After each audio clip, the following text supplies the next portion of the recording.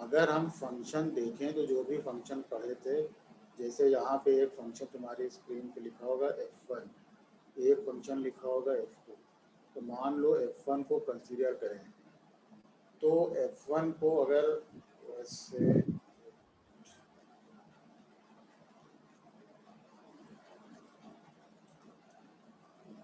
ये दो फंक्शन, जब फंक्शन स्टार्ट किया तो बताना, तो ये फंक्शन बताए थे कि बूलियन फंक्शन क्या होता है।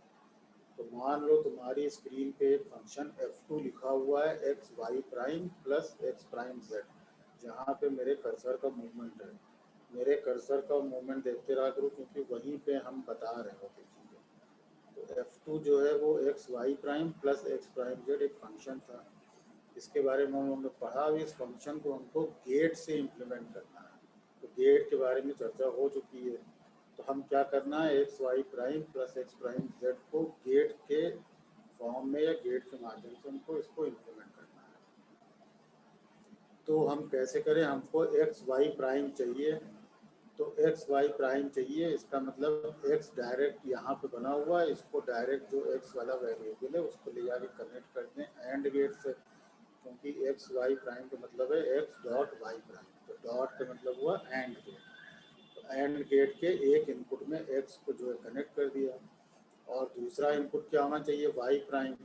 तो जनरली ऐसा मानते हैं कि जो प्राइम लिटरल होते हैं वो अवेलेबल नहीं होते, literals are available in general form, in uncomplemented form. तो वाई हमें एक्स और वाई और जेड अवेलेबल है, वाई प्राइम अवेलेबल नहीं होता। तो वाई को जो है ये नॉट गेट लगा है, नॉट गेट के थ्रू गुजार दिया, इसके आउटपुट में वाई प्राइम मिल जाएगा, और एक्स और वाई प्राइम का एंड हो जाएगा, तो एक्स डॉट वाई प्राइम कह लो या एक्स वाई प्राइम कह लो, ये मिल जाएगा। तो यहाँ पे आउटपुट में इस एंड गेट के एक्स वाई प्राइम मिल गया।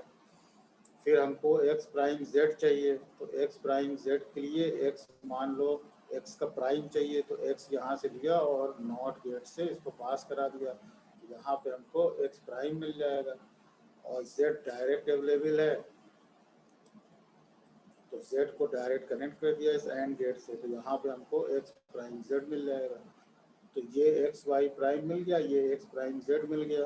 अब फंक्शन जो है वो इन दोनों का और है, तो इन दोनों का और करने के लिए हमने एक और गेट लगा दिया यहाँ पे, इसको जो है दोनों और गेट के इनपुट में कनेक्ट कर दिया, आउटपुट में हमको इन दोनों का और मिल गया, x y prime plus x prime z.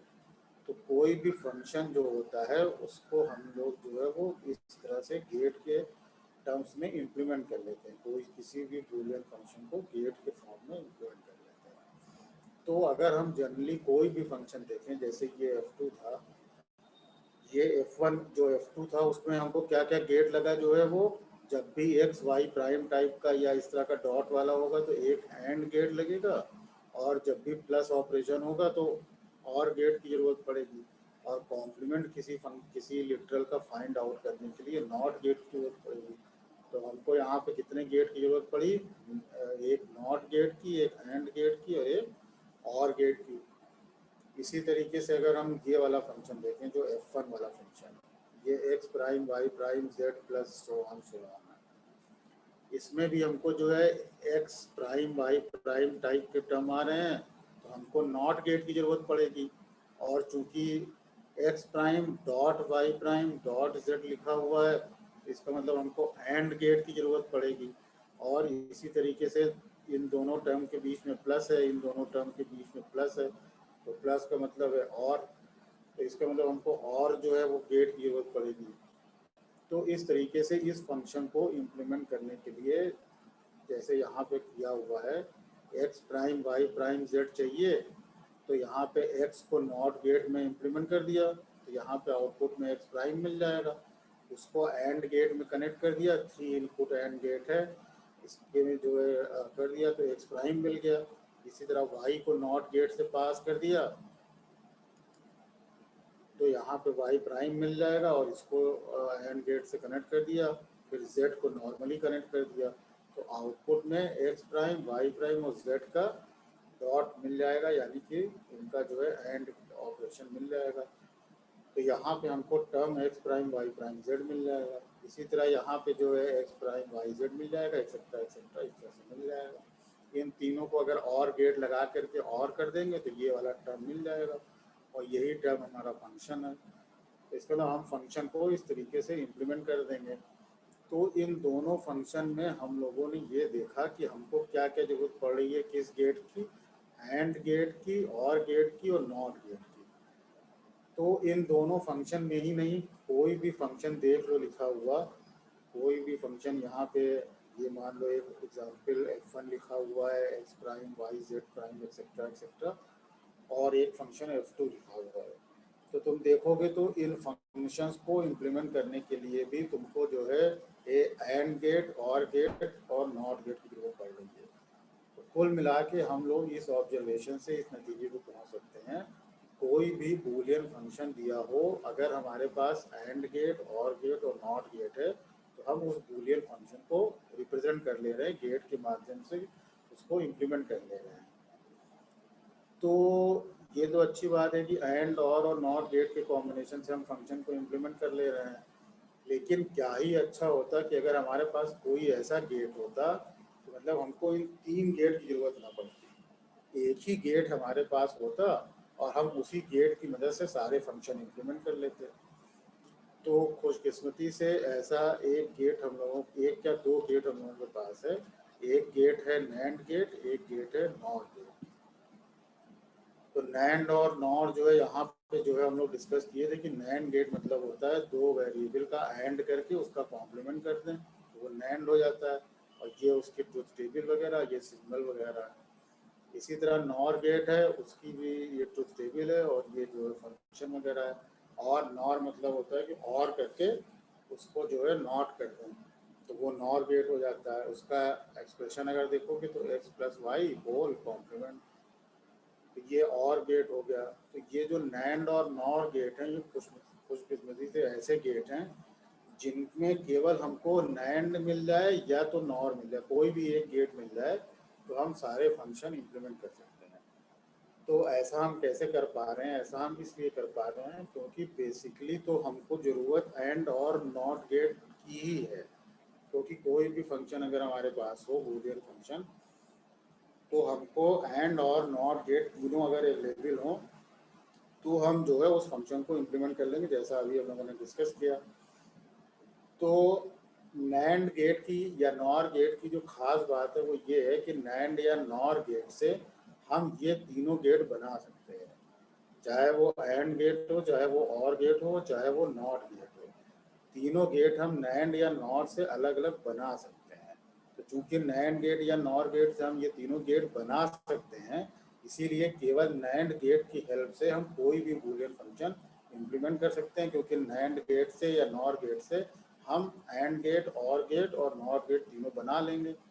तो इसका मतलब कि हम नैंड गेट या नॉर गेट से कोई भी फंक्शन इम्प्लीमेंट कर सकते हैं। इसीलिए नैंड गेट और नॉर गेट को यूनिवर्सल गेट कहा जाता है, क्योंकि इसकी मदद से हम कोई भी बूलियन फंक्शन को इम्प्लीमेंट कर सकते हैं। तो पिछली बार ये डिस्कशन कर रहे थे कि नैंड गेट से जो है अगर हमको नॉट गेट बनाना है तो कैसे बनाएं। तो ये ऊपर वाले जो सर्किट डायग्राम दिया हुआ है उसमें जो फर्स्ट वाला है उसमें क्या करें, ये नैंड गेट है तो या तो सिंगल इनपुट नैंड गेट लें और उसमें एक कोई वेरिएबल कनेक्ट कर लें, उसके आउटपुट में हमको जो उसका कॉम्प्लीमेंट मिल जाएगा। चाहे तो हम ऐसे करें और चाहे तो दो इनपुट का अगर नैंड गेट अवेलेबल है तो हम क्या करें,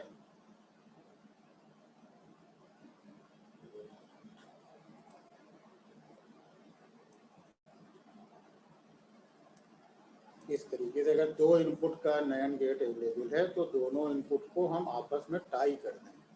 तो टाई कर दें और फिर उस पर ए दे दें तो हमको आउटपुट में ए प्राइम मिल जाएगा। कैसे मिल जाएगा? क्योंकि अगर यहाँ पे ए दिया तुमने तो यानी कि दोनों इनपुट पे तुमने ए और ए दे दिया, तो ये नैंड है। तो ए और ए अगर दोनों इनपुट पे दिया तो ए डॉट ए हो गया यहाँ पे, और ए डॉट ए का मतलब ए, और फिर ए का कॉम्प्लीमेंट कर लिया तो ए प्राइम हो गया, क्योंकि नैंड गेट है। तो कहने का मतलब ये है कि चाहे ऐसे करके देखो और चाहे जो है इसको जो है यहाँ पर ए दे दो और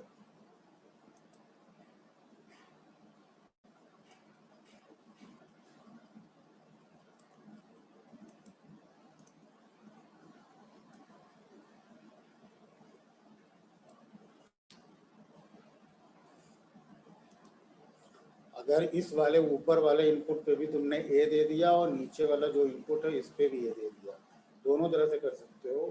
तो अगर ऊपर वाले और नीचे वाले दोनों पे तुमने ए दे दिया तो ये ए डॉट ए हो जाएगा। ए डॉट ए अगर देखोगे तो ए हो जाता है बूलियन अलजेब्रा के हिसाब से।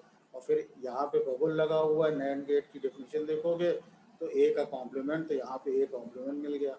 तो चाहे ऐसे करो, चाहे दोनों टर्मिनल को आपस में कनेक्ट करके फिर उसमें ए इनपुट दे दो, दोनों एक ही बात है।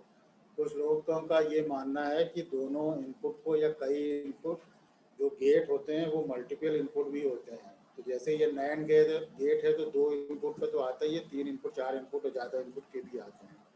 तो कुछ लोगों का मानना है कि जो है वो अगर दोनों इनपुट या तीनों इनपुट को आपस में कनेक्ट कर दिया जाए और फिर उस पर वेरिएबल लगाया जाए या उस पर इनपुट दिया जाए तो आउटपुट तो जो है आईसी जल सकती है। क्योंकि जो हम लोग पिछली बार बात कर रहे थे कि ये गेट जो है वो आईसी के फॉर्म में आते हैं।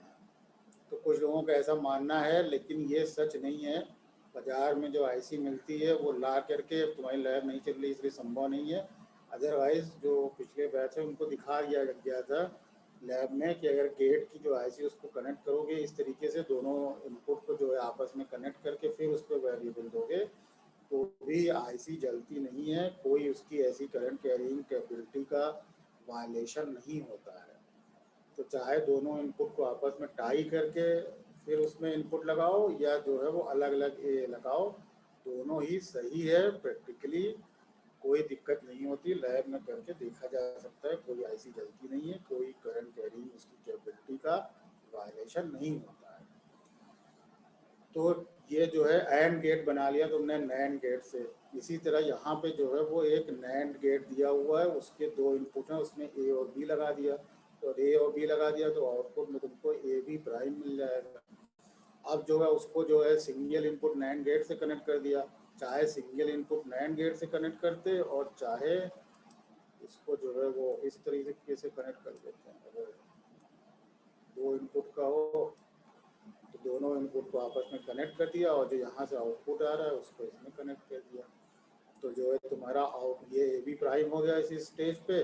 और फिर ये नॉट गेट की तरह काम करेगा। तो ए बी प्राइम है, इसका नॉट करोगे तो ए बी आ जाएगा। तो इसका मतलब तुम ए बी अगर दोगे इनपुट में तो आउटपुट में तुमको ए और बी दोगे तो आउटपुट में ए बी या ए डॉट बी मिलेगा। तो इसका मतलब ये जो गेट अरेंजमेंट है सेकंड वाला, ये जो है वो एंड गेट की तरह काम कर रहा है। तो नैंड गेट से ही तुमने ऊपर वाले में नैंड गेट से नॉट गेट बना लिया और नैंड गेट से तुमने एंड गेट बना लिया। इसी तरीके से जो नीचे वाला है इसमें चाहे तुम सिंगल इनपुट हो तो सिंगल इनपुट की तरह दो और अगर डबल इनपुट हो तो दोनों इनपुट ऐसे करके आपस में कनेक्ट करो। जैसा ओरिजिनल बना हुआ है वैसा भी कर सकते हो, जैसा हमने लाल पीले रंग की जो कनेक्शन लाइन से इससे बनाया वैसे भी कर सकते हो। दोनों तरह से कर सकते हो, दोनों में कोई गलती नहीं है। तो अगर तुम उसमें ए और बी इनपुट में दे रहे हो तो ये नॉट गेट की तरह काम कर रहा है, तो उसके आउटपुट में ए प्राइम और बी प्राइम मिल जाएगा। इसी तरीके और ए प्राइम बी प्राइम को नैंड गेट में तुम कनेक्ट करोगे तो ए प्राइम बी प्राइम का होल प्राइम और डी मॉर्गन थ्योरम से इसको एक्सपैंड कर लो तो एक जो एक्सप्रेशन लिखा हुआ वो आ जाएगा, फाइनली ए प्लस बी आ जाएगा। इसको समझने में अगर किसी को कोई दिक्कत हुई हो तो बताओ कि कैसे हम जो है वो नैंड गेट से एंड गेट और नॉट गेट बना लें। इसको समझने में किसी को अगर कोई इशू लग रहा हो तो बताओ, और नहीं लग रहा है तो कोई बात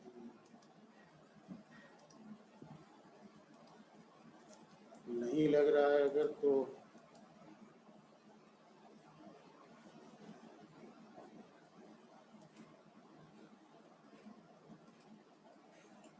उसके नीचे नॉर गेट से ही हमने फिर जो है वो एंड गेट और नॉट गेट बनाया हुआ है। अगर समझ में आ रहा है तो ये वाला भी समझ में आ रहा होगा। अगर इसमें किसी को कोई किसी तरीके की दिक्कत हो रही हो तो बताओ। जब नैंड वाले में कोई समझ में आ गया तो नॉर वाला भी समझ में आ गया। तो इस तरीके से नैंड गेट और नॉर गेट को यूनिवर्सल गेट कहते हैं, क्योंकि इन गेट की मदद से हम एंड गेट और नॉट गेट बना लेते हैं। तो जहाँ पर भी हमको सर्किट में एंड और नॉट गेट की ज़रूरत है किसी भी बूलियन एक्सप्रेशन को इम्प्लीमेंट करने के लिए, तो हम इस तरीके से एंड की जगह ये वाला गेट कॉम्बिनेशन, और की जगह नीचे वाला गेट कॉम्बिनेशन और नॉट की जगह तो नॉट गेट लगा ही दोगे, सिंगल इनपुट नॉट गेट की तरह काम करने लगेगा। तो इसलिए इसको हम यूनिवर्सल गेट कहते हैं। अब अगर ये समझ में आ गया हो तो फिर हम, तो बेसिकली हम लोग क्या कर रहे हैं, हम लोग क्या, अगर बूलियन एक्सप्रेशन पढ़े तो बूलियन एक्सप्रेशन तो हुआ मैथ की बात, तो बूलियन एक्सप्रेशन से फिर हम लोग क्या करेंगे, यहाँ पे जो बूलियन एक्सप्रेशन दिख रहा होगा तुमको, इसमें कई एग्जाम्पल दिख रहे होंगे। तो इन एग्जाम्पल्स में जैसा कि फर्स्ट वाला एग्जाम्पल है, तो x dot with in parenthesis x prime plus y लिखा हुआ है। इसको जब हम एक्सपैंड करेंगे बूलियन अलजेब्रा के थ्योरम्स वगैरह लगा करके, डॉट डिस्ट्रीब्यूटिव ओवर प्लस वगैरह वगैरह ये लगा के करेंगे, तो हम आउटपुट में एक्स वाई पा जाएंगे। इसी तरह इधर लिखा होगा x plus x prime y, तो इसको सॉल्व करके सिंप्लीफाई करेंगे तो इधर x प्लस वाई आ जाएगा। तो कुल मिला के इसको हम लोग इस तरह से जो एक्सप्रेशन लिखे हुए हैं इसको सिंप्लीफाई करें, जैसे फर्स्ट वाला एग्जाम्पल है, तो इसमें एक्स प्राइम प्लस वाई दिया है, सिंप्लीफाई करने पर एक्स वाई आ जा रहा है। थर्ड वाला एग्जाम्पल देखोगे तो उसमें एक्स प्लस वाई और एक्स प्लस वाई प्राइम दिया हुआ है, सॉल्व करने पर एक्स आ जा रहा है। तो अगर थर्ड वाला एग्जाम्पल देखोगे तो अगर उसमें हम लेफ्ट में जो लिखा हुआ है एक्स प्लस वाई और एक्स प्लस वाई प्राइम, अगर ये फंक्शन इस फॉर्म में दिया हो हमको और इसको हमको गेट के फॉर्म में या गेट के थ्रू इसको इम्प्लीमेंट करना हो, तो हमको एक यहाँ पे प्लस है और एक यहाँ पे प्लस है, और तो हमको दो और गेट की ज़रूरत पड़ेगी, और यहाँ वाई प्राइम यानी एक नॉट गेट की ज़रूरत पड़ेगी, और यहाँ इन दोनों पैरेंथेसिस के बीच में डॉट है यानी एक हैंड गेट की ज़रूरत पड़ेगी। तो हमको दो और गेट, एक नॉट गेट और एक हैंड गेट की ज़रूरत पड़ रही है। और जबकि फंक्शन अगर केवल सिंप्लीफाई करके हमको एक्स के फॉर्म में दिया हो, तो हमको किसी गेट की कोई ज़रूरत नहीं है इसको इम्प्लीमेंट करने के लिए, एक्स तो हमको डायरेक्टली अवेलेबल है। तो इसका मतलब ये हुआ कि हमको अगर फंक्शन किस रूप में दिया हुआ है इस पर डिपेंड करता है। तो अगर थर्ड वाले एग्जाम्पल को हम देखें तो फंक्शन अगर LHS के फॉर्म में दिया हुआ है तो हमको इम्प्लीमेंट करने के लिए जो है वो कई गेट की ज़रूरत पड़ रही है, लेकिन अगर हम इसको ठीक से सिंप्लीफाई कर लें तो ये एक्स आ जा रहा है, तो एक्स को इम्प्लीमेंट करने के लिए हमको कोई गेट की ज़रूरत नहीं पड़ेगी क्योंकि एक्स तो डायरेक्टली अवेलेबल है। तो इसका मतलब अगर हम ठीक से अपने फंक्शन को लिखें हैं तो हमको जो नंबर ऑफ गेट्स रिक्वायर्ड है to implement these functions, they will be quite less in numbers. तो हम, और गेट का मतलब ये होता है, छोटे फंक्शन की बात हो तो अलग बात है, तो बड़ी कंपनियां बनाएंगी तो कोई प्रोडक्ट बनाएंगी तो वो तो करोड़ों की संख्या में बनाएंगी, तो उसमें अगर दो गेट भी किसी फंक्शन को इम्प्लीमेंट करने में ज़्यादा लग रहे हैं तो 1 करोड़ प्रोजेक्ट में तो वो 2 करोड़ गेट ज़्यादा लग गए, तो 2 करोड़ गेट ज़्यादा लग गए तो उसकी कॉस्ट आ जाएगी, कॉस्ट आ जाएगी तो वो महंगा हो जाएगा, महंगा हो जाएगा तो पब्लिक खरीदेगी नहीं। तो इलेक्ट्रॉनिक्स में चीज़ें जो है वो आ, उसकी कॉस्ट जो है हमेशा देखोगे कि बहुत मायने रखती है। कंप्यूटर तो उस समय भी थे जबकि जो है वो वैक्यूम ट्यूब से कंप्यूटर बनते थे, वो तो केवल साइंटिस्ट चलाते थे, वो तो केवल गवर्नमेंट के पास होता था और तो आम आदमी यूज़ कर नहीं सकता था। तो आम आदमी यूज़ इसीलिए कर पा रहा है क्योंकि वो अफोर्डेबल है। तो इलेक्ट्रॉनिक्स में हमेशा देखोगे कि cost is always most critical criteria. Cost अगर ज़्यादा होगी तो वो टेक्नोलॉजी एब्सलीट हो जाती, ख़त्म हो जाती है, क्योंकि वो कोई यूज़ ही नहीं कर पाएगा, तो उसको 1-2 लोग करके तो बस रिसर्च R&D के पर्पज़ से यूज़ हो पाएंगे। तो इसलिए जो है क्या करना है हमको कि रिड्यूस करना है number of gate. Number of gate हमको रिड्यूस करेंगे तो कॉस्ट रिड्यूस होगी। तो नंबर ऑफ गेट रिड्यूस करने के लिए हमको फंक्शन को रिड्यूस करना पड़ रहा है। फंक्शन रिड्यूस करने का तरीका क्या है कि हमने इसमें ये फंक्शन लेफ्ट हैंड साइड में दिया हुआ था, तो हमने इसको जो है कुछ बूलियन एक्सप्रेशन वगैरह के तौर पे इसको एक्सपेंड किया और फिर इसको सॉल्व करके एक्स ले आ दिए। तो इस तरह से हम फंक्शन को रिड्यूस कर ले रहे हैं। लेकिन इस तरह से रिड्यूस करने में ये दिक्कत है कि ये नहीं पता चल रहा कि फंक्शन जो है वो रिड्यूस, जैसे एक्स वाले में तो हो जा रहा है थर्ड वाले एग्जाम्पल में कि भाई एकदम एक्स हो गया, अब इससे कम क्या होगा, लेकिन और जो एग्जाम्पल देखोगे उसमें ये क्लियर नहीं हो रहा कि क्या फंक्शन इससे भी ज़्यादा रिड्यूस हो सकता था, या जो ये टेक्निक है बूलियन अलजेब्रा लगा करके सॉल्व करने की, ये तो पेन पेंसिल से करेंगे हम लोग, तो पेन पेंसिल से करेंगे और अपने इंट्यूशन से करेंगे, तो ये फाइनली डिसाइड करने में दिक्कत है कि क्या फंक्शन वाकई रिड्यूस हो गया कम्प्लीटली कि नहीं हुआ, या फर्दर भी कुछ और ट्रिक लगा के ये और फर्दर रिड्यूस किया जा सकता है। तो इसलिए इसको फंक्शन को रिड्यूस करने की, और जब हम ये कह रहे हैं कि फंक्शन को रिड्यूस करने की, तो मेरा मतलब है कि जो इसके लिटरल्स हैं, लिटरल्स मानी जो एक्स वाई जेड लिखा रहता है या x prime Y prime z prime लिखा रहता है, इसको इंडिविजुअली लिटरल बोलते हैं। तो इस लिटरल को हमको रिड्यूस करना है, हमको नंबर ऑफ लिटरल रिड्यूस करना है। तो इसको रिड्यूस करने के लिए हम कुछ और एग्जैक्ट टेक्निक इस्तेमाल करेंगे, जो कि बूलियन अलजेब्रा के सिंप्लिफिकेशन वाले तरीके से ज़्यादा बेटर होगी। तो उस टेक्निक का नाम है के मैप या कार्नो मैप, जो तुम्हारी स्क्रीन पे दिख रहा है। तो इसके माध्यम से, के मैप के माध्यम से हम किसी भी बूलियन फंक्शन को, किसी भी बूलियन एक्सप्रेशन को रिड्यूस करेंगे। तो इसका कुछ तरीका है कि कैसे इससे रिड्यूस किया जाता है। तो इससे ऐसे रिड्यूस किया जाता है कि जैसे दो वेरिएबल का कोई फंक्शन है, मान लो दो वेरिएबल का फंक्शन है, तो मिनटम हम लोग डिस्कस कर चुके हैं। तो दो वेरिएबल का फंक्शन है, तो 2⁻², यानी कि 4 मिनटम्स होंगे। ये चारों मिनटम यहाँ लिखे हुए हैं, x prime Y prime etcetera etcetera, उसके करस्पॉन्डिंग जो वैल्यूज है वो लिखी हुई हैं। तो ऐसा करते हैं कि एक जो है दो वेरिएबल का अगर फंक्शन है तो 4 मिनटम होंगे। तो इन 4 मिनटम को कैसे जो है वो रिप्रेजेंट किया जाए, इसका एक तरीका बनाते हैं। कैसे बनाते हैं, एक स्क्वायर बनाते हैं बड़ा सा, उसके अंदर 4 स्क्वायर बना देते हैं, क्योंकि 4 मिनटम हमको रिप्रेजेंट करने हैं। और इधर x लिख लेते हैं, इधर y लिख लेते हैं। और इधर जो है x की वैल्यू जो है दो वैल्यू हो सकती है, या तो x 0 हो सकता है या तो x 1, कोई भी वेरिएबल हो वो या तो 0 होगा या तो 1 होगा। तो जो 0 वैल्यू है वो फर्स्ट रो को असाइन कर देते हैं x की, और 1 जो है सेकंड रो को असाइन कर देते हैं। इसी तरह y है इधर, तो ये फर्स्ट कॉलम को y की 0 वैल्यू असाइन कर देते हैं और सेकंड कॉलम को 1 वैल्यू असाइन कर देते हैं। और 0 के करस्पॉन्डिंग जो वेरिएबल होगा उसको बार लगा के रिप्रेजेंट करेंगे, 1 के करस्पॉन्डिंग जो वेरिएबल होगा उसको नॉर्मल लेटर की तरह रिप्रेजेंट करेंगे, चाहे x हो चाहे y हो।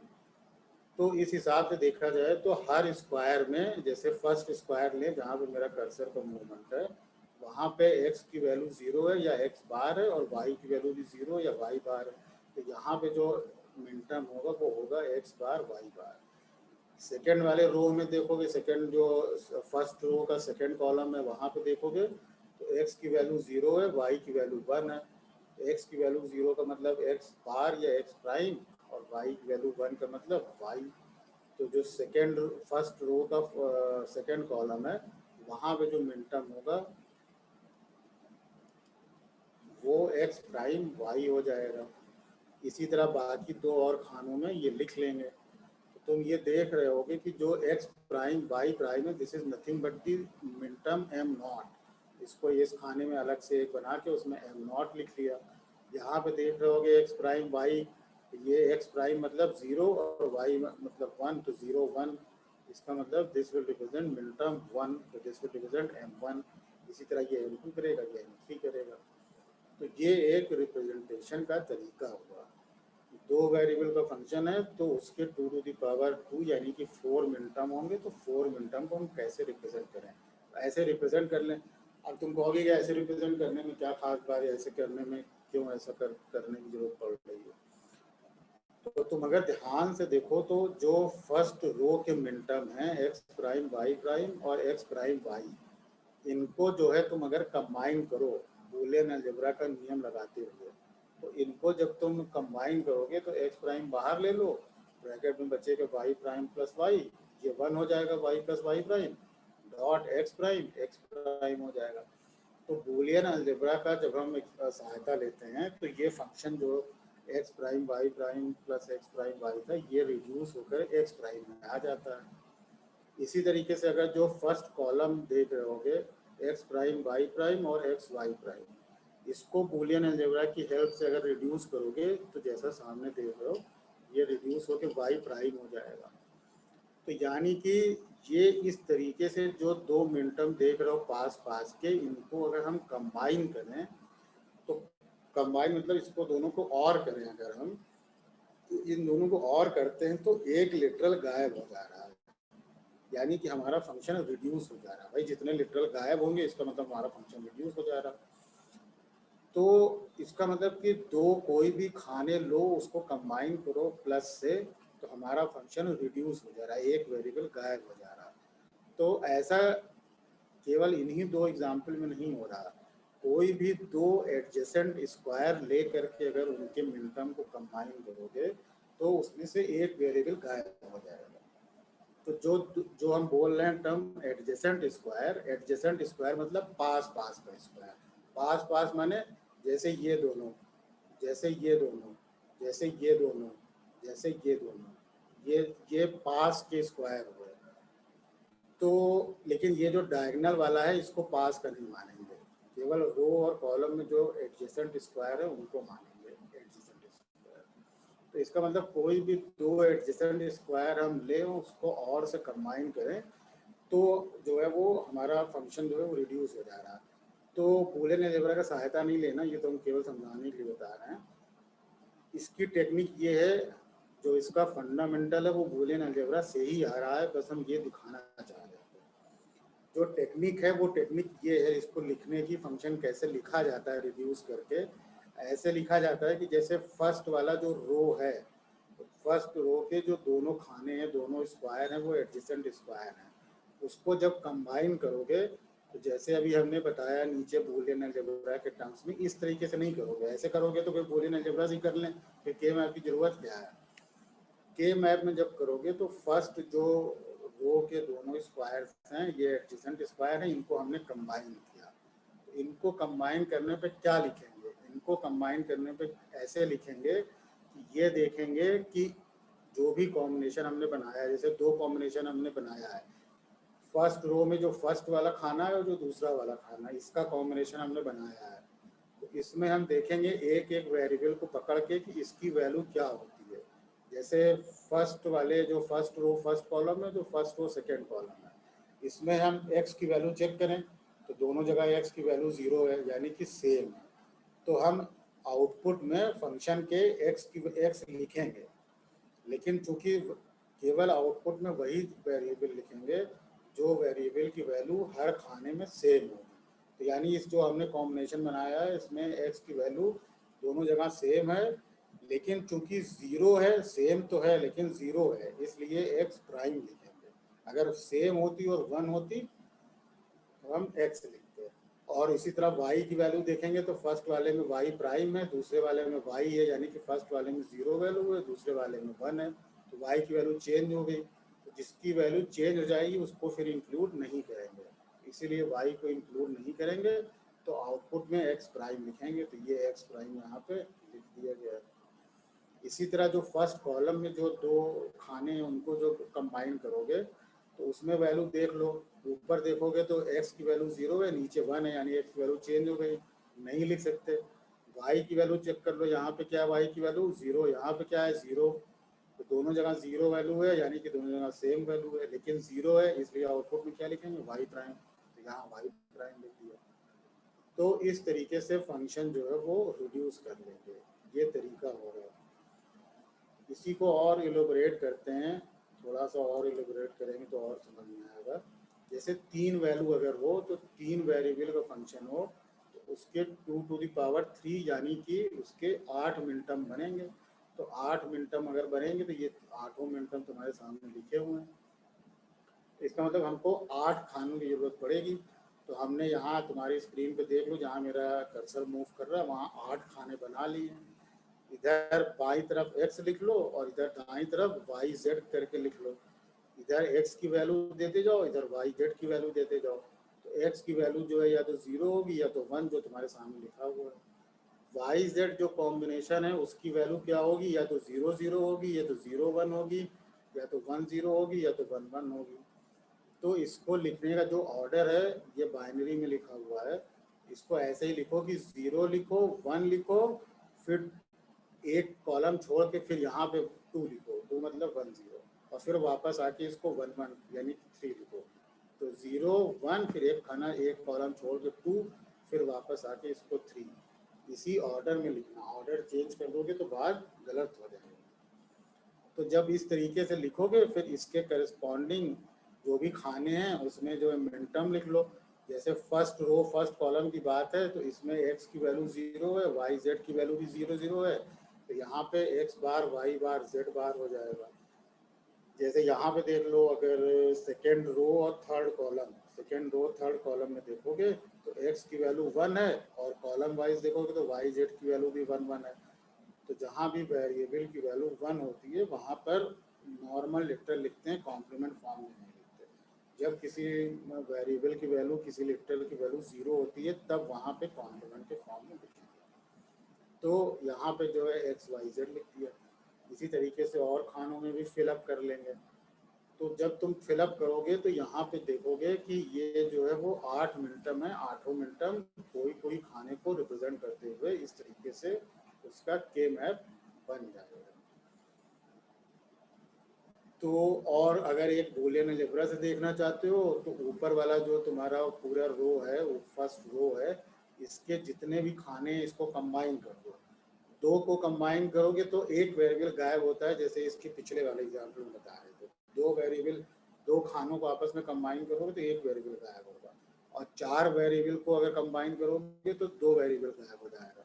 जैसे ऊपर वाला जो है उसको, उस पूरी रो को कंबाइन करो जो नीचे लिखा हुआ है यहाँ पे, इसको बूलियन अलजेब्रा से जब सिंप्लीफाई करोगे जैसा तुम्हारे सामने लिखा हुआ है, तो बूलियन अलजेब्रा से सिंप्लीफाई करने पे ये x बार आएगा। और जो पिछला नियम बताया तो उससे चेक करके देखो तो ये x बार ही आएगा। क्यों? क्योंकि मान लो ये तुमने ये वाला पूरा जो है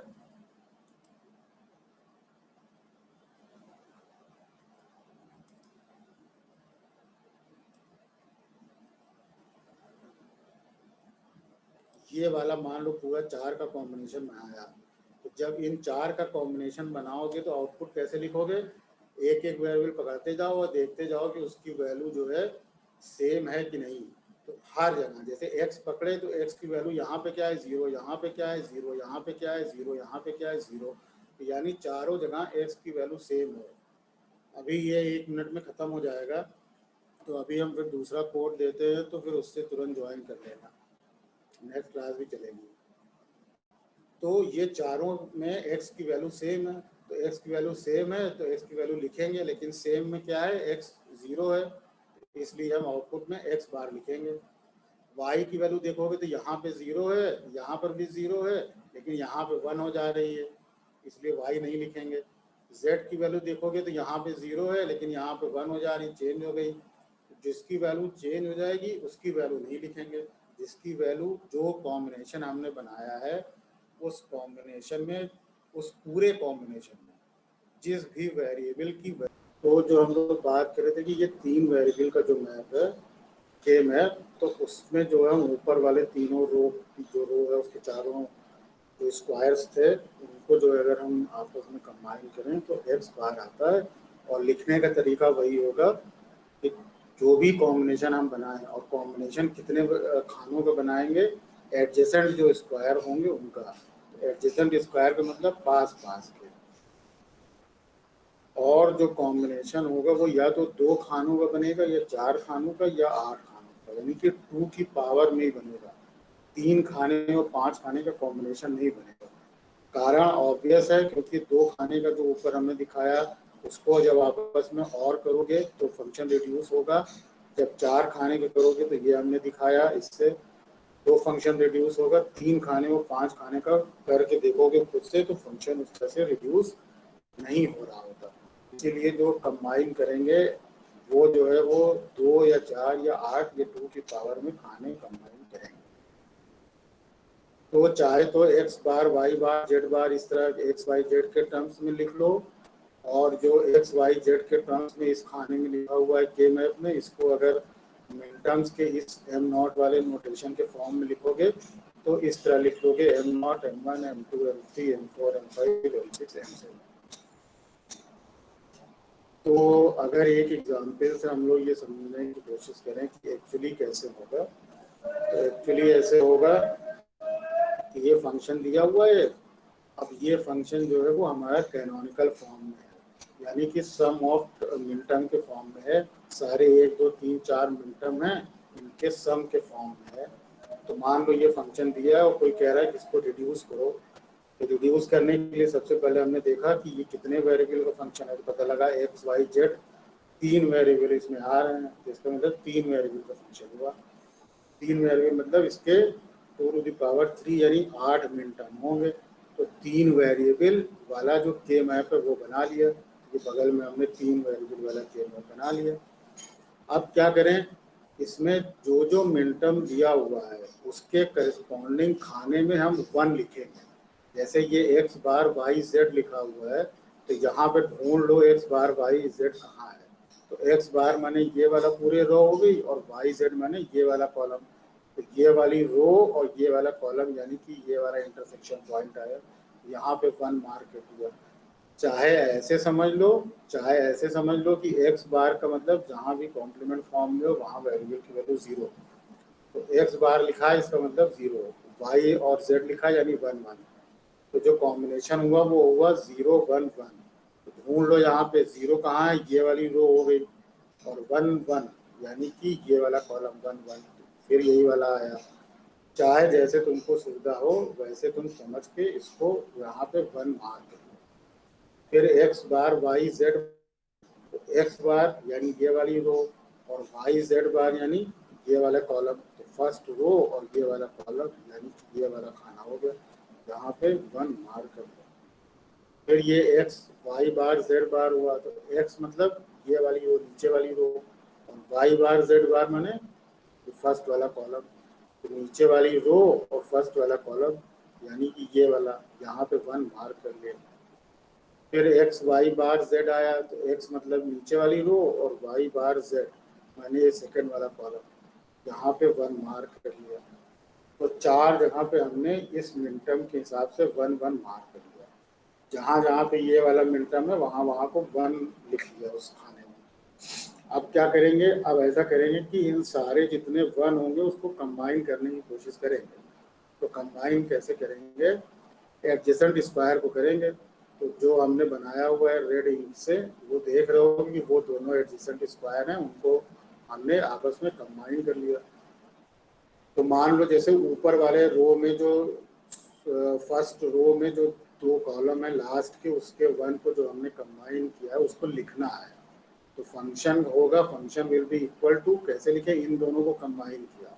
तो इन दोनों को कंबाइन करने का मतलब अब एक एक वेरिएबल पकड़ो और देखो कि इन दोनों खाने में उसकी वैल्यू सेम है कि नहीं। जैसे इस खाने और इस खाने में देखें तो एक्स की वैल्यू क्या है, 0 दोनों जगह। तो इसका मतलब एक्स की वैल्यू सेम है, तो इसका मतलब हम एक्स को लिखेंगे। तो हमने यहाँ पे एक्स लिख दिया जहाँ मेरा कर्सर मूव कर रहा है। लेकिन चूंकि एक्स की वैल्यू सेम तो है लेकिन 0 है, इसलिए हमने एक्स तो लिखा लेकिन बार वाले फॉर्म में लिखा या कॉम्प्लीमेंट वाले फॉर्म। इसी तरीके से y की वैल्यू देखा यहाँ पे क्या है, तो दोनों जगह y की वैल्यू 1 है, इसलिए y लिख दिया। और चूंकि वैल्यू सेम है लेकिन 1 है, तो इसलिए इसको कॉम्प्लीमेंट फॉर्म में ना लिख के नॉर्मल फॉर्म में लिखा, तो y लिखा। तो यहाँ पे ये वैल्यू हो गई, जो फर्स्ट वाला ये 2 1 कंबाइन किया हमने, इसको कंबाइन करके वैल्यू आ गई एक्स बार वाई। फिर नीचे वाला ये जो जहाँ मेरा कर्सर मूव कर रहा है, ये फर्स्ट सेकेंड रो में, इस दोनों 1 को कंबाइन किया। तो इस दोनों 1 को कंबाइन करके क्या लिखेंगे, यहाँ दोनों खाने में एक्स की वैल्यू चेक कर ली।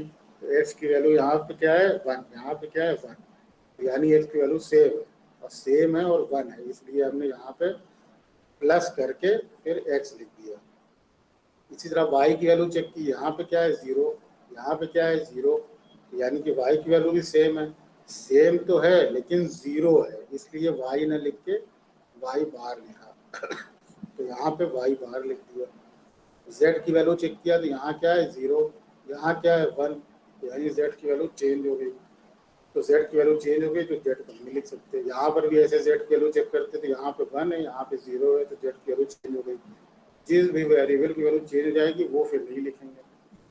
तो इस तरीके से हमने इस फंक्शन को रिड्यूस करके देखा तो क्या आया, f is equal to X bar Y plus X Y bar. जो फंक्शन इतने बड़े 4 टर्म में लिखा हुआ था वो रिड्यूस होके इस तरह के टर्म में आ गया, यानी कि फंक्शन रिड्यूस हो गया। अब ऊपर वाले फंक्शन को अगर तुम गेट लगा करके इम्प्लीमेंट किए होते तो बहुत ज़्यादा नंबर ऑफ गेट लगते, उसकी कॉस्ट बढ़ जाती।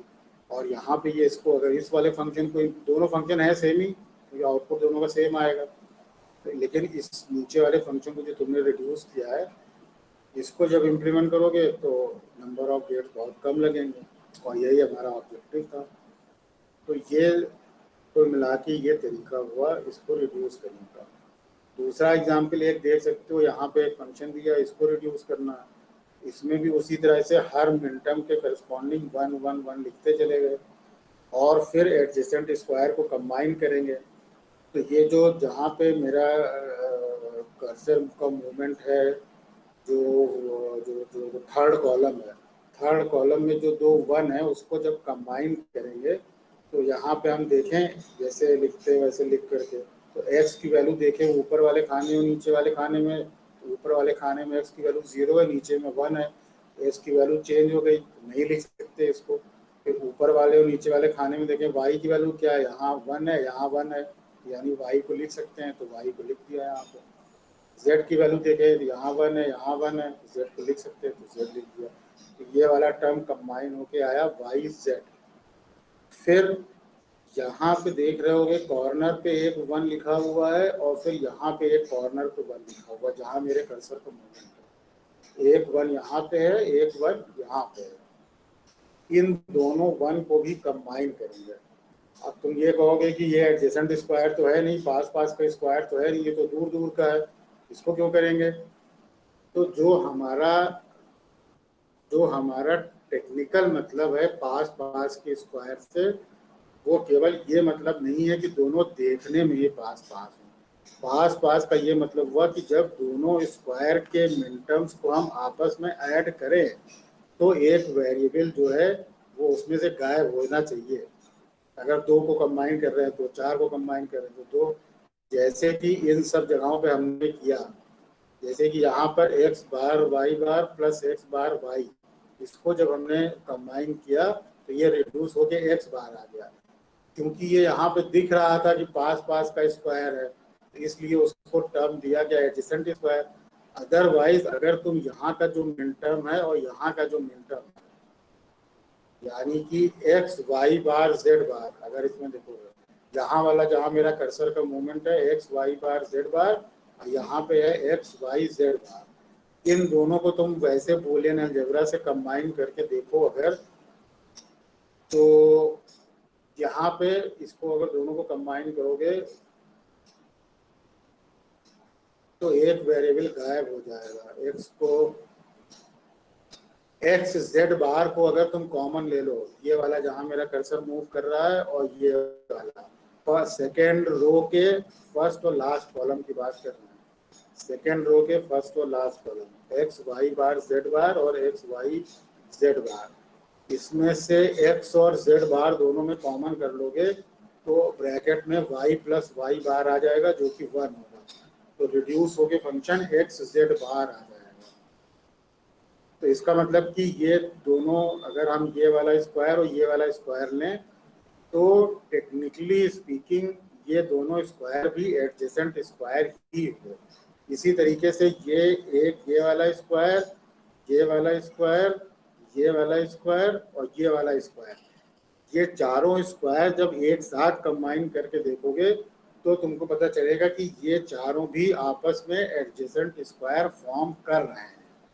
तो इसका मतलब जो केवल तुम्हें आंख से देखने पे एडजेसेंट स्क्वायर लग रहा है वही एडजेसेंट स्क्वायर नहीं है, बल्कि जो भी स्क्वायर का कॉम्बिनेशन करने पर हमको जो है फंक्शन रिड्यूस हो रहा है वो एडजेसेंट हमेशा स्क्वायर। तभी बोलते हैं पढ़ते समय मत परेशान किया कीजिए। तो एडजेसेंट स्क्वायर का मतलब यही नहीं होता कि जो केवल नज़र से दिख रहा है वो ही होगा। जो टेक्निकली स्पीकिंग जो जिसको दो दो स्क्वायर जिसको कंबाइन करने पे फंक्शन रिड्यूस हो रहा हो वो भी एडजेसेंट स्क्वायर होते हैं। तो ना केवल ये वाला स्क्वायर और ये वाला स्क्वायर, बल्कि अगर हम ये स्क्वायर, ये स्क्वायर, ये स्क्वायर और ये स्क्वायर, चारों स्क्वायर एक साथ भी कंबाइन कर लें, तो चारों स्क्वायर एक साथ कंबाइन कर लें तो ये चारों एक साथ भी एडजेसेंट स्क्वायर फॉर्म करते हैं। ये और आगे वाले एग्जाम्पल में क्लियर होगा। तो इसलिए इसका मतलब ये वाला जो स्क्वायर है और ये वाला स्क्वायर, ये दोनों एडजेसेंट स्क्वायर हुए, इसीलिए इन दोनों को हमने कंबाइन किया। इसको कंबाइन करने का तरीका ये है, जिस तरीके से लाल रंग की इंक से हमने बनाया हुआ है, इस तरीके से इसका कॉम्बिनेशन दिखाते हैं। ये वाला 1 और ये वाला 1 ये आपस में कंबाइन हो गए। तो इसके कॉम्बिनेशन को भी लिखने का तरीका वही है कि हर वेरिएबल को पकड़ के देखो कि जो जिन खानों का तुमने कॉम्बिनेशन बनाया है, ग्रुपिंग की है, उन खानों में उसकी वैल्यू क्या हो रही है। तो इस खाने में x की वैल्यू देखें तो 1 है, इस खाने में देखें तो x की वैल्यू 1 है, तो यानी कि x की वैल्यू सेम है और 1 है, तो x लिखेंगे तो x लिख दिए। फिर यहाँ पे y की वैल्यू देखो तो y की वैल्यू यहाँ पे क्या है, यहाँ पे 0 है।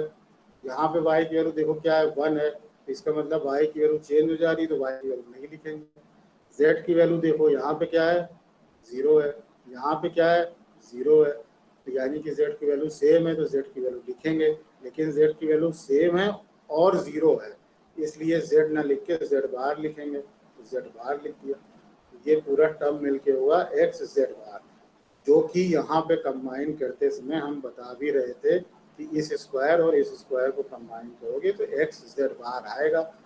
वही एक्स जेड बार यहाँ पे आया है, कोई नया थोड़ी आएगा। तो ये फंक्शन कुल मिला के रिड्यूस होके Y Z plus X Z bar आ गया। तो ये तरीके हैं जिन तरीकों का इस्तेमाल करके हम फंक्शन को रिड्यूस करेंगे। और एग्जाम्पल कुछ देखते हैं। एक फंक्शन तुम्हारे सामने लिखा हुआ है, ये सामने जो फंक्शन है एग्जाम्पल में, ए बार सी प्लस ए बार बी प्लस 100। इस फंक्शन को जब तुम भरना चाहोगे, ये देखने में देखोगे तो पहले सबसे पहले ये देखो कि कितने वेरिएबल का है। तो ए बी सी यानी कि 3 वेरिएबल का फंक्शन हुआ। तो 3 वेरिएबल का फंक्शन मैंने 8 मिनटम हुए। 8 मिनटम का मतलब हुआ कि 3 वेरिएबल वाला के मैप खींचो जिसमें 8 खाने होते हैं। ये वाला के मैप खींच लिया। अब भरना है, तो भरने का नियम ये बताया हमने कि जो जो मिनटम दिया हो उस मिनटम के करस्पॉन्डिंग 1 भरो। तो अब यहाँ पे तो मिनटम सब है नहीं, यही वाला केवल ए बी बार सी मिनटम है, बाकी तो मिनटम दिख नहीं रहा।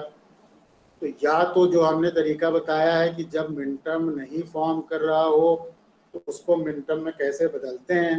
भाई यहाँ पे ए बार सी है, अब मिनटम नहीं है क्योंकि बी गायब है इसमें से, तो बी इंसर्ट करना है। तो बी इंसर्ट मैंने .1 कर दें इसको, और फिर B1 की जगह B प्लस बी बार लिखें, और फिर इसको पूरा जो एक्सपेंड करें जैसा पहले बताया है। तो जब ऐसा कैसे कर सकते हैं, तो ऐसा करें हर टर्म के लिए, और फिर पूरा फंक्शन जो है फाइनली जो आए उसको सम ऑफ मिनटम के फॉर्म में लिखें। एक ये तरीका है, ये तरीका कर सकते हो, पर थोड़ा बड़ा तरीका है, इतना करना पड़ेगा, फिर सम ऑफ मिनटम के फॉर्म में लिखोगे। या दूसरा तरीका ये हो सकता है कि ये जो फंक्शन लिखा है इसको हमने बताया है कि टेबुलेशन वाले फॉर्म में, ट्रुथ टेबल के फॉर्म में लिख लो, और फिर ट्रुथ टेबल से कैसे सम ऑफ मिनटम के फॉर्म में फंक्शन लिखते हैं वैसे लिख लो। वो एक तरीका है, तो वैसे भी कर सकते हो। लेकिन उससे इन दोनों तरीकों से जो थोड़ा रिलेटिवली ज़्यादा आसान तरीका है वो ये तरीका है कि जैसे यहाँ पर ए बार सी लिखा हुआ है, अब तुम ढूंढो इसमें ए बार सी कहाँ आ रहा है। तो ए बार मतलब ये वाली रो, और सी माने ये वाला कॉलम और ये वाला दोनों कॉलम। तो मतलब ए बार सी का मतलब, ए बार मतलब कि ये पहली वाली रो हो गई, और सी का मतलब हो गया सी कहाँ कहाँ पे, यहाँ पे, यहाँ पे, बाकी जगह तो सी बाहर है। तो यहाँ ये फर्स्ट वाली रो, ये वाला कॉलम, ये वाला कॉलम, यानी इन दोनों जगह ऊपर फर्स्ट रो का जो सेकंड और थर्ड कॉलम है वहाँ पे 1 1 मार्क कर दो। जहाँ जहाँ भी ए बार सी पाओ वहाँ वहाँ पे 1 मार्क कर दो। तो ए बार सी यहाँ पे पाए, ए बार सी यहाँ पे पाए, तो दोनों जगह 1 मार्क कर दो। फिर ए बार बी लिखना है, तो ए बार माने ये वाली रो हो गई, और बी, बी कहाँ पे है, यहाँ पे है और यहाँ पे है। तो यहाँ पे तो 1 तो ऑलरेडी लिख चुके हो, तो यहाँ पे बचा हुआ यहाँ पे लिख दो। तो ये ए बार बी की वजह से यहाँ पे 1 मार्क कर दिया तुमने। यहाँ पे ना किए होते अगर तो यहाँ भी कर देते। फिर ए बी बार सी में भरना है, तो ए बी बार सी तो डायरेक्ट दिया हुआ, ए मतलब ये वाला और बी बार सी मतलब ये वाला, तो ये वाला खाना हो गया, यहाँ 1 भर दो। इसी तरह फिर बी सी हुआ, तो बी सी कहाँ मतलब बी सी मतलब ये वाला पूरा यहीं पे बी सी है, ये बी सी है। तो बी सी का मतलब ये हुआ कि यहाँ पे 1 भर दो और यहाँ पे 1 भर दो। तो यहाँ पे तो ऑलरेडी 1 भर ही चुके हो, तो यहाँ पे खाली यहाँ 1 भर दो, तो यहाँ 1 तुमने भर दिया। इस तरीके से 1 2 3 4 5 जगह 1 तुमने भर दिया।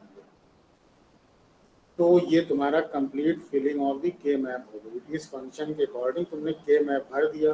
अब तुमको नंबर ऑफ 1 कंबाइन करना है। तो नंबर ऑफ 1 जितने हैं उसको कंबाइन करने का नियम ये है कि जितने ज़्यादा से, एक तो ये है कि कोई भी 1 छूटने ना पाए, कोई भी 1 छूटने ना पाए। दूसरा ये कि जितना बड़े से बड़ा कॉम्बिनेशन बना सकते हो उतना बनाओ। अगर 4 का बना सकते हो तो 4 का बनाओ, 8 का बना सकते हो तो 8 का बनाओ। जितना ज़्यादा बड़ा कॉम्बिनेशन बनाओगे, ऊपर तुमको ये दिखा भी चुके हैं कि जितना बड़ा कॉम्बिनेशन बनाओगे उतना ही फंक्शन ज़्यादा रिड्यूस होगा। जैसे 2 खाने का कॉम्बिनेशन बनाओगे तो एक ही वेरिएबल कम होगा, जबकि 4 खाने का पूरा कॉम्बिनेशन बना लोगे तो 2 वेरिएबल रिड्यूस होगा। तो तुम्हारी कोशिश ये होनी चाहिए कि ज़्यादा से ज़्यादा खाने का हम कॉम्बिनेशन बनाएं। तो यहाँ पे जो है तो ये चारों का एक कॉम्बिनेशन बना लिया, क्योंकि सबसे बड़ा यही है, इससे बड़ा तो कुछ है नहीं। तो ये 4 खाने का बना लिया। तो इस 4 खाने का बना लिया, अब इसको लिखें कैसे? तो लिखने का नियम वही है कि वेरिएबल को पकड़ लो और ये देखो कि इन चारों खानों में उसकी वैल्यू सेम है कि नहीं है। तो ए को पकड़ोगे तो ए को देखोगे, यहाँ पे ए की वैल्यू 0 है, यहाँ पे ए की वैल्यू 0 है, लेकिन यहाँ पे 1 हो जा रही, यहाँ 1 हो जा रही, यानी ए की वैल्यू चेंज हो जा रही, तो ए को नहीं लिखेंगे। बी की वैल्यू देखोगे तो यहाँ 0 है, यहाँ पे 1 हो जा रही है, चेंज हो गई, तो बी को भी नहीं लिखोगे। सी की वैल्यू चेक करोगे तो यहाँ भी 1 है, यहाँ भी 1 है, यहाँ भी 1 है, यहाँ भी 1 है, यानी चारों जगह सी की वैल्यू सेम है। तो सी को लिखोगे, लेकिन क्या लिखोगे ये डिपेंड करेगा कि सी की वैल्यू 0 है कि 1 है। तो सी की वैल्यू सेम तो है चारों खानों, लेकिन 1 है, इसलिए सी लिखेंगे। तो यहाँ पे सी लिख दिया। इसी तरह से अब जो है ये चारों 1 हो गए, अब एक ही 1 बचा है ये वाला। तो अब इस एक 1 को क्या करें, इस एक 1 को इस बगल वाले 1 के साथ कंबाइन करना है। इससे ज़्यादा 1 के साथ तो कंबाइन कर नहीं सकते, एडजेसेंट स्क्वायर 2 ही बन रहा है। तो इस 1 को इस वाले 1 के साथ कंबाइन करना। तो जब इन दोनों को कंबाइन किया तो जैसे अभी तरीका बताया कई बार, उस तरीके से कंबाइन करके लिखोगे तो ये ए बार बी होगा। कैसे होगा, यहाँ पर ए की वैल्यू देख लो तो ए यहाँ पे 0 है, यहाँ पे 0 है, इसका मतलब ए की वैल्यू लिख सकते हैं, क्या लिख सकते हैं 0, तो यानी कि ए बार हो गया। बी की वैल्यू देखोगे तो यहाँ भी बी की वैल्यू 1 है, यहाँ भी बी की वैल्यू 1 है, तो यहाँ बी लिख दिया। सी की वैल्यू देखोगे तो यहाँ 1 है, यहाँ 0 है, सी की वैल्यू नहीं लिखा, तो ए बार बी हुआ। तो यानी कि फंक्शन की वैल्यू हो गई सी प्लस ए बार बी। तो इस तरीके से ये फंक्शन रिड्यूस हो गया। जो फंक्शन इतना बड़ा सा लिखा था ये रिड्यूस होकर के इसमें छोटे फॉर्म में आ गया। तो इस तरीके से के मैप का यूज करके हम फंक्शन को रिड्यूस कर लेते हैं। तो ये तो कई एग्जाम्पल हुए, 2 वेरिएबल और 3 वेरिएबल के। अब 4 वेरिएबल का एक एग्जाम्पल लेके देखते हैं। तो 4 वेरिएबल का एग्जाम्पल लोगे तो उसके जो मिनटर्म होंगे या उसका के मैप होगा वो इस तरीके से जो तुम्हारे सामने बना हुआ है इस तरीके से होगा। इसका मिनटर्म का ऑर्डर जो है देखोगे तो ऐसे ही होगा जैसे कि 3 वेरिएबल वाले में लिख रहे थे ना, 3 वेरिएबल वाले में यहाँ M0 M1 फिर एक कॉलम छोड़ के M2 फिर M3 फिर M4 M5 फिर एक छोड़ के M6 फिर M7। या ऐसे देख लो कि जैसे 3 वेरिएबल में लिख रहे थे यहाँ 0 0 0 1 फिर 2 फिर वापस आके 3। तो यही कॉम्बिनेशन जब 4 वेरिएबल का लिखोगे तो एक वेरिएबल और बढ़ा लो, W कर लो, WX YZ 4 वेरिएबल हो गए। तो जैसे YZ लिखते थे 0 0 0 1 फिर 1 0 फिर 1 1, यानी 0 1 फिर एक छोड़ के 2 फिर वापस आके 3। वैसे ही इस वाली तरफ भी लिखो, बाई तरफ भी 0 1 एक छोड़ के 2 फिर वापस आके 3। और यही इसी ऑर्डर में जब मिनटर्म भरोगे तो जैसे फर्स्ट रो फर्स्ट कॉलम देखोगे तो यहाँ पे वैल्यू क्या हो गई 0 0 0 0, यानी कि m0। दूसरा वाला फर्स्ट रो सेकंड कॉलम देखोगे तो इधर से पढ़ना शुरू करो तो 0 0 0 1, यानी 1 हुआ, ये मिनटर्म 1 हो गया। थर्ड कॉलम देखोगे, फर्स्ट रो थर्ड कॉलम देखोगे तो WX की वैल्यू हुई 0 0, इधर से देखोगे तो YZ 1 1, यानी पूरा कॉम्बिनेशन हुआ 0 0 1 1, यानी कि ये वैल्यू देखोगे तो 3 हुई, इसलिए ये M3 हुआ। और वगैरह वगैरह किसी भी कॉम्बिनेशन को बनाओगे इसी तरह से देखोगे तो ये जो है वो डिस्ट्रीब्यूशन ऑफ मिनटर्म है 4 वेरिएबल के मैप में। तो ये बात हुई के मैप की 4 वेरिएबल का। तो 4 वेरिएबल के मैप का भी कोई एग्जाम्पल देख लेते हैं। तो ये 4 वेरिएबल का एक फंक्शन दिया हुआ है, सम ऑफ मिनटर्म फॉर्म में दिया हुआ है, किस किस मिनटर्म का समेशन होगा। ये चीज दी हुई है 0 1 2 4 5 6 से लेकर 14 तक के मिनटर्म का समेशन है। तो इसको भरा जाए अब इसमें, तो एक के मैप बना लिया तो 4 वेरिएबल का है अगर ये के फंक्शन, तो 4 मतलब 2 to the power 4, यानी कि जो 16 मिनटर्म होंगे और 4 वेरिएबल वाला के मैप बनाओगे। तो 4 वेरिएबल वाला के मैप बनाए तो ये वाला बना लिए WX YZ, इधर 0 0 0 1 फिर 1 0 फिर 1 1, जैसे मार्क करना है 0 1 एक छोड़ के 2 फिर 3, इस तरह से मार्क कर लिए। और यहाँ पे जितने मिनटर्म दिए हैं, जैसे 0 मिनटर्म दिया है, ये वाला 0 है, इसमें 1 मार्क कर दिया। फिर 1 दिया है तो 1 वाले में मार्क कर दिया 1 यहाँ पे। फिर 2 दिया हुआ है तो 2 कहाँ आ रहा है, यहाँ पे आ रहा है, तो यहाँ 2 को मार्क कर दिया। तो 4 कहाँ आ रहा है, 1 0 1 2 3 4 मतलब ये वाला, तो 4 मतलब ये वाला, तो यहाँ 1 मार्क कर दिया। 5 मतलब ये वाला, तो यहाँ 1 मार्क कर दिया। फिर ये वाला 6 है तो यहाँ 1 मार्क कर दिया। ये 7 हो गया, फिर ये 8 9 वगैरह वगैरह, तो 8 9 को कर दिया, तो ये 10। तो इस तरीके से ये जो मिनटर्म का ये बना हुआ है डिस्ट्रीब्यूशन, इस तरीके का मिनटर्म का डिस्ट्रीब्यूशन या इस तरीके का नंबरिंग से यहाँ पे 4 वेरिएबल का एक के मैप बनाया। और इसको इस तरह से, जैसे यहाँ पे ये 2 है तो 2 मिनटर्म का मतलब, अगर ये वाला याद करने की जरूरत नहीं है कि इसको याद करो, इसी तरह से बनाओ 0 0 फिर 0 1 फिर छोड़ के एक कॉलम यहाँ पे 1 0 फिर 1 1, यानी 0 1 फिर एक कॉलम छोड़ के 2। ये जो 1 0 लिखा है ये 2 ही है, ये बाइनरी का 1 0 लिखा है। फिर यहाँ वापस आके 3, इसी तरह इधर बनाया तुमने 0 फिर 1 फिर एक छोड़ के 2 फिर वापस आके 3। तो जब इस तरह बनाओगे जैसे 2 भरना है तो 2 का मतलब क्या हुआ, 2 का मतलब 0 0 1 0, 0 0 1 0 मतलब 0 0 और 1 0 मतलब ये, पर 0 0 और 1 0 मतलब ये, तो यानी कि ये वाला खाना हुआ, तो यहाँ 1 मार्क कर दिया। इस तरीके से 2-4 बार प्रैक्टिस करोगे तो समझ में आ जाएगा, आदत पड़ जाएगी, तो तुरंत ही देखते ही सारे मिनटर्म वाले खाने भर जाएंगे। तो जो मिनटर्म वाले जितने मिनटर्म थे, जहाँ जहाँ पे फंक्शन जो है वो दिया हुआ था, वहाँ वहाँ पे 1 मार्क कर दिया। 1 मार्क करने के बाद फिर 1 के ग्रुप बनाएंगे, तो ग्रुप 2 का बनेगा, 4 का बनेगा, 8 का बनेगा। तो क्या करें, और सबसे ज़्यादा नंबर ऑफ 1 का बनाने की कोशिश करेंगे। तो एक यहाँ पे दिख रहा है, एक ये जो बड़ा वाला हमने बनाया है रेड इंक से, ये 8 का, ये वाला, ये 8 का पूरा हमने बना लिया ग्रुप। अब इसको लिखेंगे कैसे, वैसे ही लिखेंगे जैसे अभी तक लिखते आए हैं।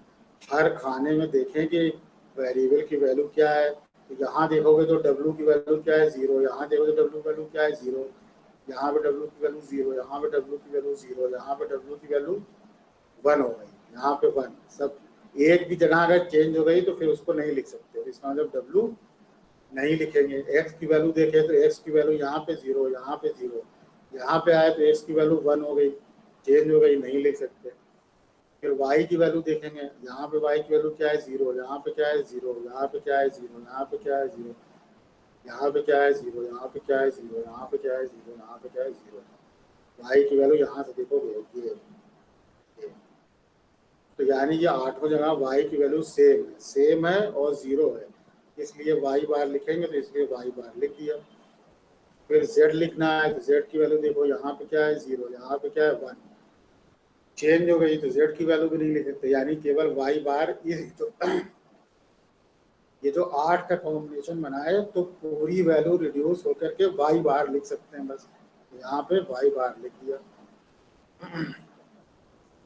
इसी तरीके से अब जो है क्या करते हैं, जब 8 वाला बन गया तो अब देखेंगे कि यहाँ पे 1 कौन कौन सा बचा, तो एक 1 यहाँ बचा होगा, एक 1 यहाँ, ये तीनों वाले 1 बचे हुए हैं। तो इन तीनों 1 को कैसे बनाएं, एक तरीका तो ये था कि ऊपर वाले दोनों 1 को और फिर नीचे से दोनों 1 को बना लेते, लेकिन ऊपर वाले एक तरीका ये था कि इन दोनों 1 को बना लेते, या और इन दोनों को बना लेते। एक तरीका ये था, क्योंकि हमको क्या करना है कि सारे 1 कंबाइन करने हैं। पहली बात तो कोई भी 1 छूटे ना, और दूसरी बात ज़्यादा से ज़्यादा बड़ा कॉम्बिनेशन बनाएंगे। तो एक तो 8 वाला हमने बना लिया, अब ये 3 1 बचे थे, तो एक तरीका तो ये था कि ये वाला 1 का हमने बना लिया जैसे तुम्हारे सामने दिख रहा है, और या तो ऊपर वाले जो 2 1 है इनका बना लेते, तो सारे 1 कंबाइन भी हो जाते, और जो है वो कोई 1 छूटता भी ना, और जो है मेरा जो काम था वो हो जाता। लेकिन जब हम इस तरह से कॉम्बिनेशन बनाते तो कम 1 का बनाते, तो हमको ज़्यादा से ज़्यादा बनाना, ये हमारा उद्देश्य है। तो जब हम इन दोनों ऊपर वाले 1 का बनाएं इनका, तो केवल इन्हीं दोनों का ना बनाएं, जब इन दोनों का बनाएं तो ये 4 वेरिएबल का मैप है। तो जैसे 3 वेरिएबल में जो कॉर्नर वाले खाने थे वो एडजेसेंट स्क्वायर बनाते थे, वैसे ही 4 वेरिएबल वाले में जो एडजेसेंट वाले स्क्वायर हैं, जैसे ये वाला स्क्वायर, ये वाला स्क्वायर, ये वाला स्क्वायर और ये वाला स्क्वायर, जो कॉर्नर वाले चारों स्क्वायर हैं वो भी एडजेसेंट स्क्वायर ही माने जाते हैं। उनमें जो मिनटर्म लिखा हुआ है उसको कंबाइन करके देखोगे तो फंक्शन रिड्यूस हो जाता है, तो वो भी एडजेसेंट माने जाते हैं। और ये जो फर्स्ट कॉलम है और जो ये फोर्थ कॉलम है, इसके जो स्क्वायर्स है इनको भी साथ में देखोगे तो इनको भी एडजेसेंट स्क्वायर माना जाता है। जैसे ये वाला स्क्वायर और ये वाला स्क्वायर इसको एडजेसेंट मानेंगे, ये वाला स्क्वायर और ये वाला स्क्वायर इसको एडजेसेंट मानेंगे, ये वाला स्क्वायर और ये वाला स्क्वायर इसको एडजेसेंट मानेंगे, ये वाला स्क्वायर और ये वाला स्क्वायर इसको एडजेसेंट मानेंगे। तो इस तरीके से ये एडजेसेंट स्क्वायर माने जाते हैं। इसके जो मिनटर्म है उसको आपस में और करके देखोगे जैसा ऊपर हमने दिखाया है, तो तुम्हें समझ में आएगा कि फंक्शन रिड्यूस हो रहा है। तो अगर हम केवल ये करते कि इसको और इसको बनाते तो उतना मिनिमाइज फंक्शन ना आता, हमको ज़्यादा से ज़्यादा 1 का बनाना है। तो ज़्यादा से ज़्यादा 1 का बनाने के लिए हमने क्या किया कि ये वाला 1 जो तुमको रेड इंक से दिख रहा होगा, ये वाला, ये 2 का कॉम्बिनेशन, ये 2 का कॉम्बिनेशन, और ये जो ऊपर वाला दिख रहा है ये 2 का कॉम्बिनेशन, इन चारों को हमने एक साथ लिया। ये 2 जहाँ मेरा कर्सर का मूवमेंट है, और ये 2,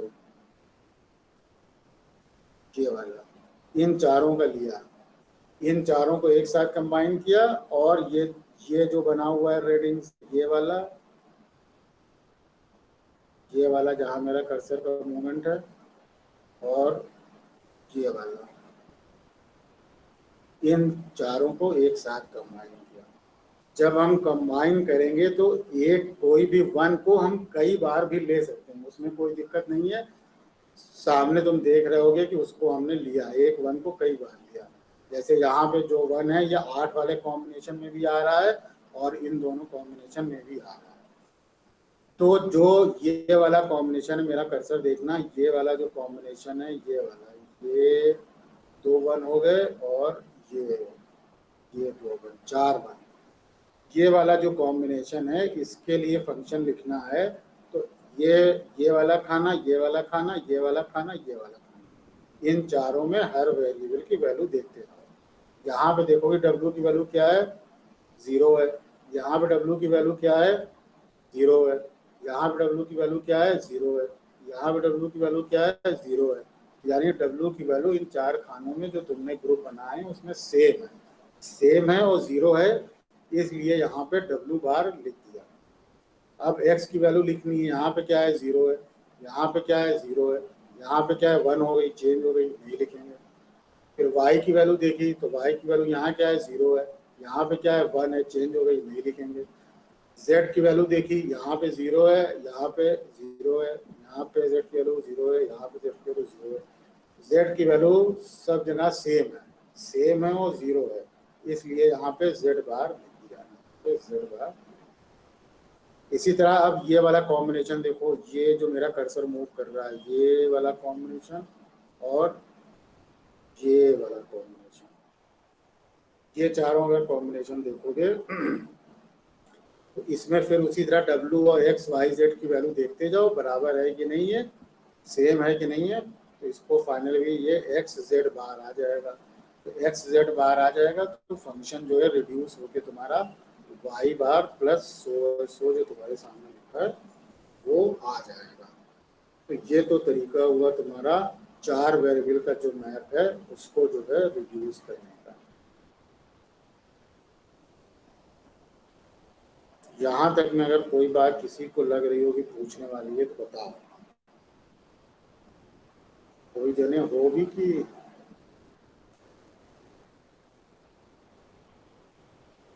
यहाँ तक में किसी को लग रहा हो कि कोई चीज पूछने का मन कर रहा हो, लग रहा हो कि ये चीज कैसे हुई, तो बताओ। नो सर, क्लियर है सब। डाउट नहीं है सर। सर पीडीएफ शेयर करेंगे? हाँ भाई, पीडीएफ क्यों नहीं शेयर करेंगे, पीडीएफ नहीं शेयर करेंगे तो मतलब ये थोड़ी चाहते हैं कि तुम पढ़ो ना, ये चाहते हैं कि तुम किताब को पढ़ने की कोशिश करो, उससे भागो ना।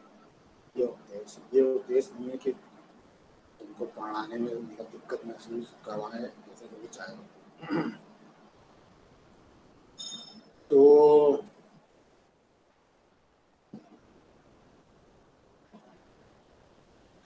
ये के मैप की टेक्निक्स हैं, इस तरीके से के मैप को सॉल्व किया जाता है, 2 वेरिएबल 4 वेरिएबल वगैरह वगैरह का। तो एक और एग्जांपल है, जैसे ये फंक्शन तुम्हारे सामने दिया है a bar b bar c बार वगैरह वगैरह, तो ये 4 वेरिएबल का फंक्शन है। तो इसको भरोगे कैसे, वैसे ही जैसा बताया था कि वैसे तो ये देखने का तरीका है कि 4 वेरिएबल का फंक्शन है तो चारों वेरिएबल तो केवल इस वाले टर्म में है, बाकी में तो 4 है नहीं, यानी कि ये सम ऑफ मिनिमम फॉर्म में लिखा नहीं है। तो अब या तो इसको जो 2 तरीका हमने पहले बताया उस 2 तरीके का इस्तेमाल करके इसको सम ऑफ मिनिमम के फॉर्म में लिखो और उसके बाद फिर इस खानों को भरो 1 1 से, या जो अभी इसके पहले तरीका बता रहे थे इस वाले सवाल में, इस वाले सवाल में इस तरीके से भरो। जैसे a bar b bar c बार है तो a bar b bar c बार जहाँ जहाँ हो वहाँ वहाँ भर दो। तो a bar b bar c बार मतलब a बार मतलब कि ये वाला खाना हो गया, ये वाला पूरा रो हो गया, और b bar c bar, a bar b बार तो यहाँ पूरा ये वाली रो हो गई, और c बार का मतलब हुआ ये वाला कॉलम और ये वाला कॉलम। ये मेरा कर्सर जहाँ चल रहा है ये वाला कॉलम c बार का है और ये वाला कॉलम c बार का है, और a बार b बार मतलब फर्स्ट वाली रो।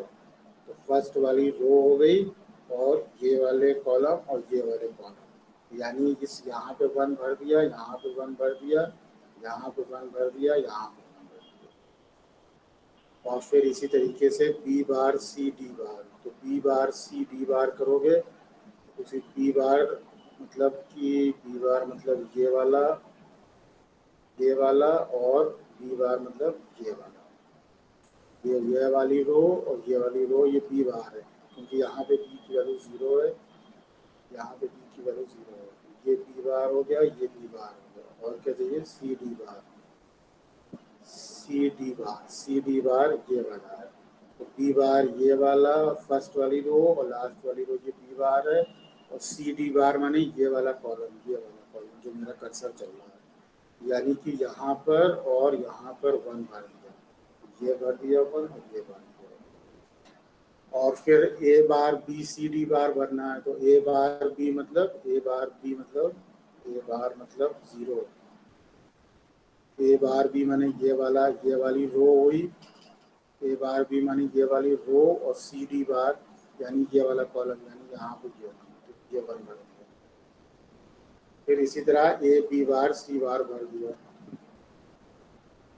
जब इतने सारे 1 भर दिए तो उसके बाद इसको कंबाइन करना है। तो इसको जिस तरह से कंबाइन किया गया है, एक तो इस तरह से कंबाइन किया गया कि ये जो कॉम्बिनेशन है ये वाला, ये दोनों 1 और ये दोनों 1, एक कॉम्बिनेशन इसका बना है, ये वाला एक कॉम्बिनेशन बना है। जितने कॉर्नर वाले 1 हैं, 1 2 3 4, ये कॉर्नर वाले 1 जितने हैं इनका बना लिया, ये दूसरा कॉम्बिनेशन हो गया। तीसरा जो बचा हुआ है ये वाला 1, इसका इससे बना लिया। तो 3 कॉम्बिनेशन बनेंगे, तीनों कॉम्बिनेशन बना करके फंक्शन रिड्यूस होकर के इस तरीके से आएगा। अगर ना समझ में आए तो बताना। तो ये तरीका होता है 3 वेरिएबल, 2 वेरिएबल, 4 वेरिएबल के जो फंक्शंस होते हैं उनको रिड्यूस करने का। तो आज फिर यहीं तक रखते हैं, और इसके बाद नेक्स्ट क्लास में हम लोग थोड़ा और डिस्कस करेंगे। के मैप इसलिए इम्पॉर्टेंट है कि इसके बाद ऑलमोस्ट हम जो भी बताएंगे उसमें कहीं ना कहीं के मैप जरूर आएगा। तो के मैप आएगा तो हम बार बार तो के मैप नहीं बता पाएंगे, इसीलिए कोशिश कर रहे थे। इसलिए हमने मैसेज में लिखा था कि ये वाला कर लेना, ताकि फिर ये नहीं आएगा तो आगे वाला कुछ नहीं आएगा। तो अब जिसने किया उसके लिए अच्छा, जिसने नहीं किया उसका राम भरोसे। So we will stop here and we will meet in next class.